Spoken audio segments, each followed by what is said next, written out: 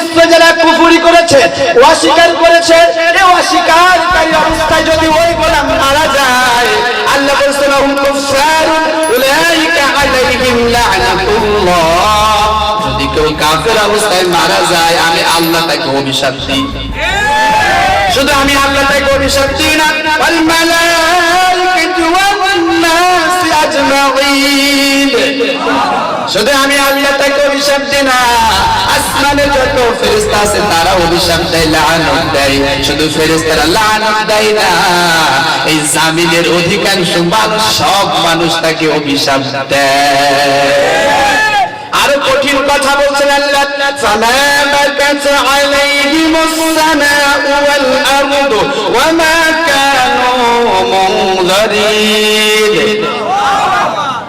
আল্লাহ তাআলা বলেন যাদেরকে আমি আল্লাহ ঘৃণা করি, অপছন্দ করি, ওরা যখন মারা যায়, আসমান জমিনে কেউ তাদের জন্য কাঁদার থাকে না। তার মানে যখন মরে, মানুষে বলে কলেরার আগে মূল্য না কেন? এমন মানুষ নেই? তাহলে ভালো করে বলবেন, যদি আপনি আল্লাহ রাব্বুল আলামিনের ঘৃণার পাত্রী হয়ে যান, তাহলে আল্লাহ আপনাকে লানত দিবেন। শুধু আল্লাহ না, ফেরেশতারা দিবেন।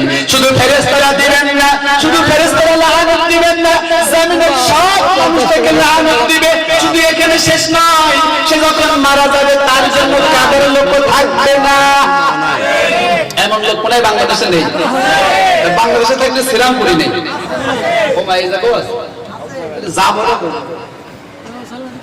এখন আপনারা বলেন, আমরা কি আল্লাহর ভালোবাসা চাই না ঘৃণা চাই?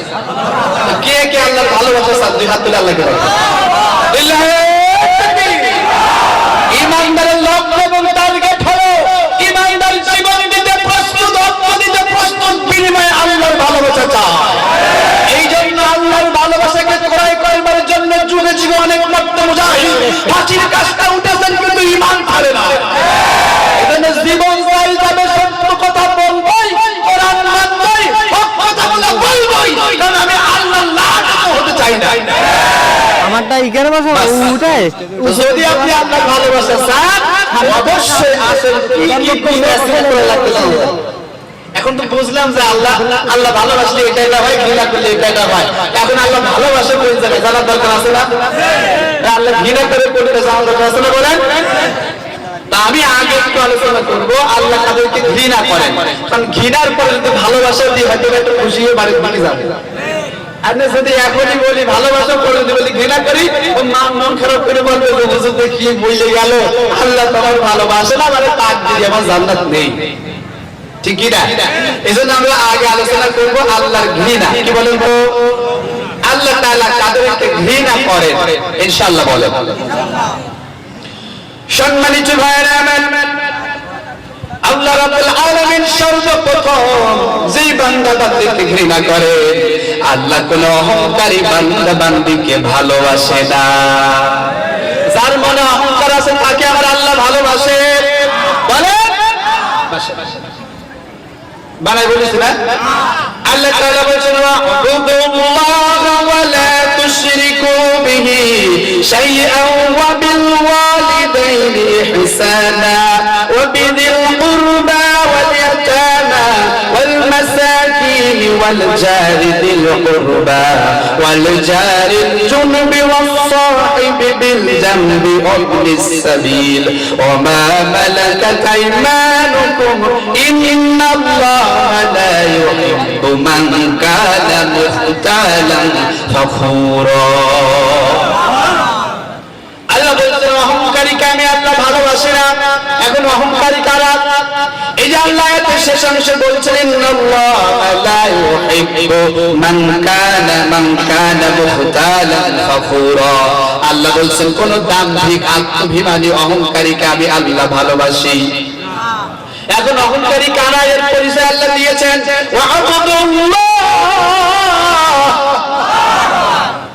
আল্লাহ বলেন তোমরা আমার ইবাদত করো, ওয়ালা তুশরিকু বিহি শাইআ, আর ওই ইবাদতের ভিতরে তোমরা শিরিক করতে পারবা না। তার মানে যারা আল্লাহর ইবাদত করে, আল্লাহর ইবাদত করে, শিরিক করে, এরা হলো অহংকারী। কথা বুঝলেন? এরপরে অহংকারী কারা? আল্লাহ বলেন ইহসানা, যারা পিতামাতা বেঁচে থাকতে তাদের সঙ্গে উত্তম আচরণ করে না, খেদমত করে না, এরাও অহংকারী। মানে আয়াতে বোঝা লাগবে না। তাহলে যারা আল্লাহকে সিজদা দেয় আবার গায়রুল্লাহকে সিজদা দেয় এরা হলো অহংকারী।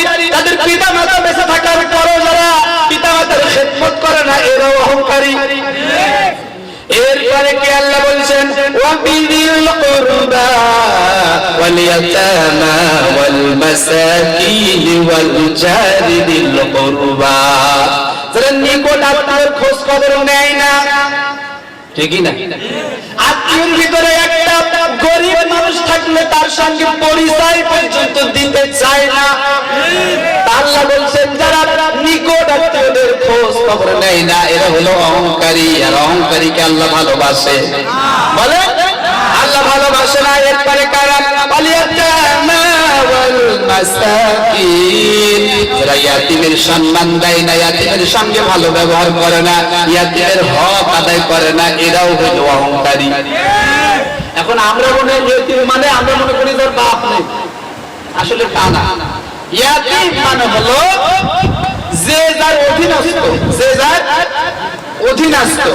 এই ওয়ার্ডের লোকজন অধীনস্থ মেম্বারে কি, তার মানে মেম্বারের অধীনস্থ এই ওয়ার্ডের জনগণ, তাহলে মেম্বারের কাছে এই জনগণ ইয়াতীম। কথা বুঝেছেন? এরা মনে করে যত বুঝ দেওয়া যায় সবার কাছে, তাহলে মনে করে যে প্রধানমন্ত্রীর কাছে আমরা সবাই কি। তো আল্লাহ বলছেন ইয়াতীমের সঙ্গে যারা বেয়াদবি করবে ওরা অহংকারী, হোক সে প্রধানমন্ত্রী আর সামান্য মানুষ। কথা বুঝেছেন? অত দোষ দেওয়ার দরকার নেই। তাহলে যারা ইয়াতীমের সম্পদ ফাঁকি দিবে, ইয়াতীমের সঙ্গে ভালো ব্যবহার করবে না, এরা অহংকারী। কে বলছে? এরপরে ওয়াল মাসাকিন, মিসকিনের সঙ্গে যারা খারাপ আচরণ করে, ওয়াল জারি বিল কুরবা ওয়াল জারি বিল জুনুব, যারা নিকট প্রতিবেশী দূর প্রতিবেশী এদের সঙ্গে ভালো ব্যবহার করে না, এক কথায় প্রতিবেশীর হক যারা আদায় করে না, এরাও অহংকারী। শুধু নিজেই ভালো মন্দ খেয়ে পেলে বাঁচতে অন্যজনের খোঁজ দেবে না, এর নাম কি ইসলাম? তাহলে প্রতিবেশীর খোঁজ খবর যারা নেয় না, হোক সেটা দূর প্রতিবেশী হোক সেটা নিকট প্রতিবেশী, এরা হচ্ছে প্রতিবেশীর সঙ্গে বেয়াদবি করছে, প্রতিবেশীর হক যারা আদায় করে না। আমার আল্লাহ বলছেন এই সমস্ত আত্মাভিমানী অহংকারীকে আমি আল্লাহ ভালোবাসি না। ঘৃণা করেন। কি করেন ভাই? ঘৃণা করেন। এমন করে করে যারা মুসাফিরের সঙ্গে খারাপ আচরণ করে, অধীনস্থ ওয়া মা মালাকাত আইমানুকুম, অধীনস্থ দাসী মানে কর্মচারী। কি বলেন তো?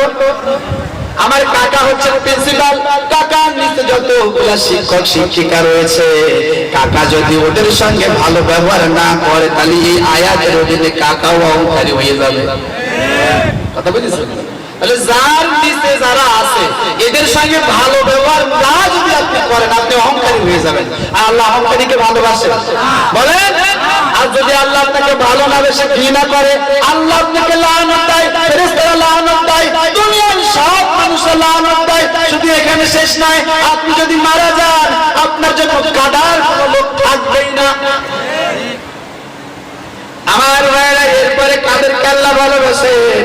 আমরা বললাম আল্লাহ, বুঝলাম তো আপনি কোন অহংকারীকে ভালোবাসেন না, তাহলে আমরা কেউ অহংকারী হব? অহংকারী হওয়া যাবে না। মনে অহংকার রাখা যাবে না, কারণ যার অন্তরে সরিষা দানা পরিমাণ অহংকার থাকবে সে জান্নাতে যাবে না। কথা বুঝেছেন আমার? এরপরে আসেন, আমরা বললাম আল্লাহ আপনি এরপরে কোন গুণওয়ালা মানুষদেরকে ঘৃণা করেন, অপছন্দ করেন? আল্লাহ তাআলা বলছেন ইয়া আইয়ুহাল্লাযীনা আমানু লা তুহাররিমু তাইয়্যিবাতি মা আহাল্লাল্লাহু লাকুম ওয়া লা তা'তাদু ইন্নাল্লাহা লা ইউহিব্বুল মু'তাদিন।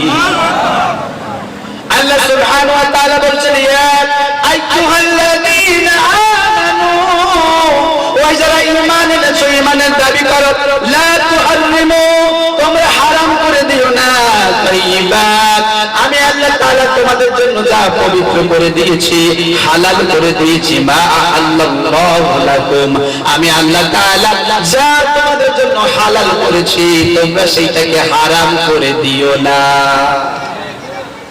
ওয়ালা তা'তাদু, তা'তাদু, আল্লাহ বলেন আমার বেঁধে দেওয়া আইনকে লঙ্ঘন করো না, সীমা লঙ্ঘন করো না।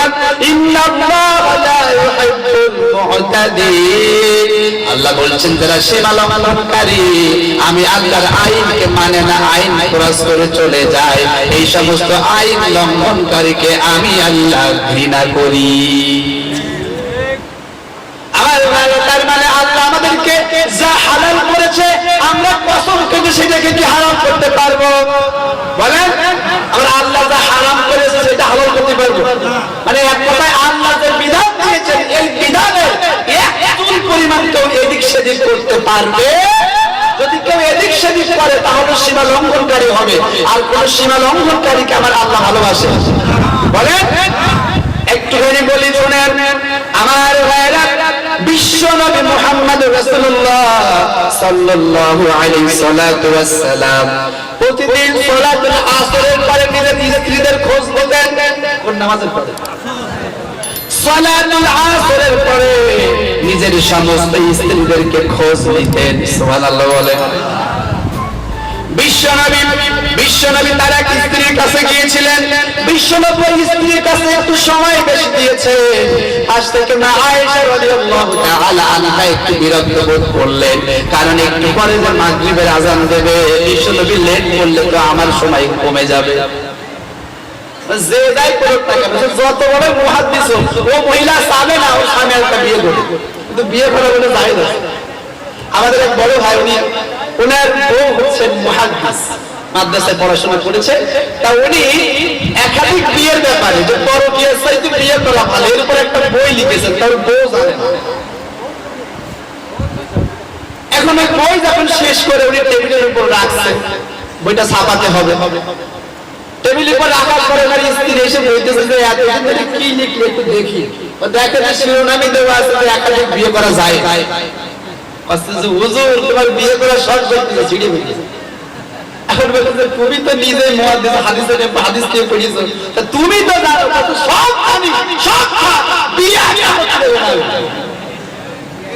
কথা বলতেছে তো বিশ্বনবীর স্ত্রী মাহবুবা স্ত্রী আয়েশা রাদিয়াল্লাহু তাআলা আনহা, তিনি চিন্তা করতেছেন বিশ্বনবী যে তার অমুক স্ত্রীর কাছে একটু সময় বেশি দিয়ে ফেলেছে, আমার ভাগ্যে তো সময় কমে যাবে। বিশ্বনবী যদি আমার কাছে আসে, আমি বলবো ইয়া রাসূলুল্লাহ আপনার মুখ দিয়ে দুর্গন্ধ করতেছে, দুর্গন্ধ বের হচ্ছে। বিশ্বনবী মা আয়েশা রাদিয়াল্লাহু তাআলা আনহার ঘরে প্রবেশ করলেন। প্রবেশ করার সঙ্গে সঙ্গে বলেন ইয়া রাসূলুল্লাহ আপনার মুখ দিয়ে দুর্গন্ধ বের হচ্ছে। বিশ্বনবী চিন্তা করছে আমি তো এই মুখ দিয়ে দাওয়াতি কাজ করা লাগে, আমার মুখে দুর্গন্ধ বানাই না। বিশ্বনবী বলছেন কারণটা কি? মা আয়েশা বলছেন ইয়া রাসূলুল্লাহ আপনি আপনার অমুক স্ত্রীর ঘরে গিয়েছিলেন, অমুক স্ত্রীর কাছে মাগজি নামক ফুলের হাদিয়া আসছিল, আর এই ফুলের মধ্যে গন্ধ আছে। কি আছে? গন্ধ আছে। আমার মনে হয় আপনি ওই মধু পান করার কারণে আপনার মুখ দিয়ে দুর্গন্ধ বের হচ্ছে। বিশ্বনবী সঙ্গে সঙ্গে কসম দিয়ে বলছেন আল্লাহর কসম আর মধু খাবো না। বলেন তো